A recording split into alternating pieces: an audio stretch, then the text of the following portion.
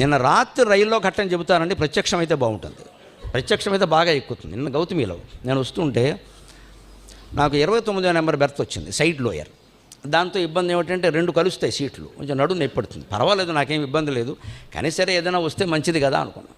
Attender వచ్చాడు, వాడు గుర్తుపట్టి దండం పెట్టాడు. సరే మంచిదిరా, కాస్త టీసీ గారికి చెప్పరా, ఏదైనా లోపల ఏదైనా ఉంటే చూడమని అన్న. టీసీ వచ్చాడు, వాళ్ళందరికీ తెలుసు. ఈయన మీరు ఎవరంటే మీ పేరు ఏమిటి అన్నాడు. నేనేం మాట్లాడకుండా గరికిపాటి నరసింహరావు అన్నాను అని చెప్పి నేను నా పేరు ఏదండి చెప్పి ఆధార్ కార్డు కూడా చూపించా. ఆయన ఒకసారి వీళ్ళందరూ దండాలు పెడుతుంటే ఎగాదిగా చూశాడు. తర్వాత మళ్ళీ వచ్చి వెనక్కి వచ్చాడండి, ప్రభావం చూడండి అలా వచ్చి, ఏమంటే మీకు ఏం కావాలి, ఆ లోపల లోయర్ అడిగారు కదా, ఇస్తాను కూర్చోండి అన్నాడు. ఎందుకంటే ఏదో మొత్తం మీద గొప్పవాడనే విషయం తెలిసింది, నేను ఎవరో ఆయనకు తెలియదు అలాగా అన్నాడు. తర్వాత విచిత్రంగానండి ఒక అరగంటకి నాకు బెర్త్ ఇచ్చాడు. తర్వాత వచ్చి ఎదురుగా కూర్చున్నాడు.